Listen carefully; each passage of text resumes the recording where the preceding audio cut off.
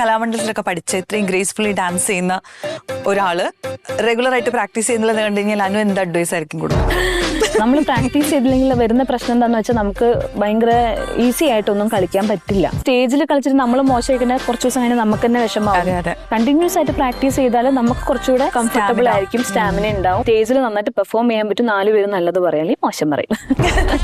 Dance practice എങ്ങനെ പോകും? ഭയങ്കര മടി. അതെന്താ എനിക്കറിയില്ല. എനിക്ക് ചെറുപ്പം മുതലേ മത്സരത്തിനൊക്കെ പോണ സമയത്തൊക്കെ തലേ ദിവസം എനിക്ക് മമ്മിയുടെ കയ്യിൽ നിന്ന് ഒരു അടി കിട്ടും. കാരണം അത്രയും മടി കാണിക്കും. മടിയാണ് ഏറ്റവും വലിയ റീസൺ. ആ മടി ഇപ്പോഴും ഉണ്ട്. എന്റെ ഏറ്റവും വലിയ നെഗറ്റീവ് ഒരു കാര്യം മടി എന്ന് പറഞ്ഞാൽ. അതെ, പെട്ടെന്ന് മടി മാറട്ടെ. മാറട്ടെ.